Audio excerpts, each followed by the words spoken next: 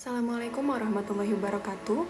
Pada kesempatan kali ini, saya Syifa dan rekan saya Puji akan menjelaskan mengenai isu kontemporer pendidikan di Indonesia. Penduduk Indonesia didominasi usia produktif yang terus meningkat setiap tahunnya. Namun, anak-anak Indonesia saat ini masih sulit untuk mendapatkan akses pendidikan dan mendapatkan pendidikan yang layak. Bangunan sekolah yang kurang layak dan terbatas, tenaga pendidik yang tidak banyak, tidak adanya listrik dan akses internet, serta akses yang sulit dan jarak yang jauh menuju sekolah, merupakan potret pendidikan Indonesia di beberapa daerah, khususnya daerah-daerah tertinggal, terdepan, terluar, yang sangat memprihatinkan.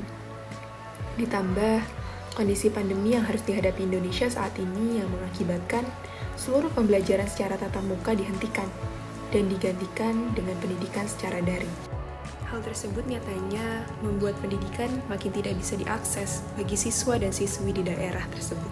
Kondisi ideal pendidikan yang diharapkan semua orang tentunya adalah pendidikan yang merata dan bisa diakses oleh seluruh lapisan masyarakat.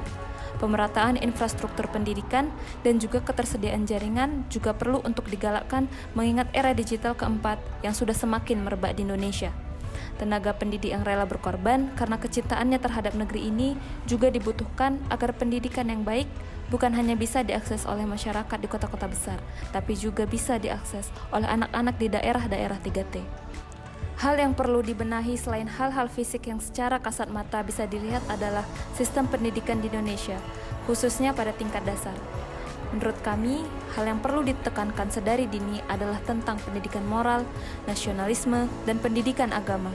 Karena dengan penekanan yang baik pada aspek-aspek tersebut, anak-anak Indonesia bisa menjadi pribadi-pribadi yang jujur, menjadi pemimpin-pemimpin yang empati, dan menjadi pribadi yang rela berkorban demi kemajuan Indonesia.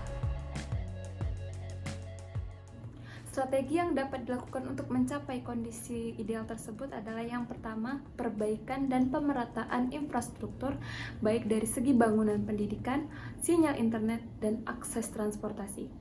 Yang kedua adalah pemerataan tenaga dan kualitas pendidik di daerah-daerah terpencil. Yang ketiga, perbaikan sistem pendidikan di Indonesia. Yang keempat adalah anak-anak muda yang memiliki akses pendidikan mau bergerak menjadi relawan dalam peningkatan kualitas sumber daya manusia melalui pendidikan.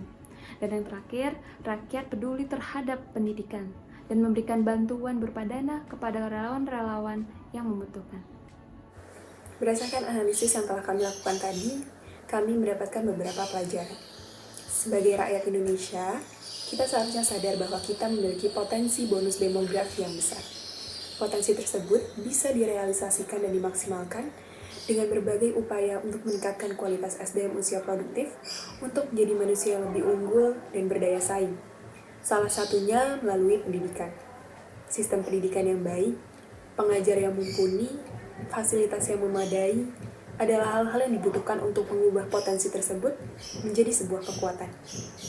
Kita, sebagai anak-anak Indonesia beruntung yang hidup di kota-kota besar juga seharusnya lebih bersyukur karena kita bisa mendapatkan akses pendidikan yang mudah dan fasilitas yang layak. Namun, kemudahan akses dan fasilitas tersebut seharusnya bisa membuat kita lebih berempati dan berusaha untuk memberikan upaya terbaik bagi negeri ini. Karena nyatanya, potensi akan tetap menjadi potensi kalau tidak ada realisasi. Potensi tidak akan berubah menjadi kekuatan tanpa adanya aksi. Maka dari itu, sudah menjadi tanggung jawab kita bersama untuk membangun peradaban negeri ini. Sekian dari kami. Wassalamualaikum warahmatullahi wabarakatuh.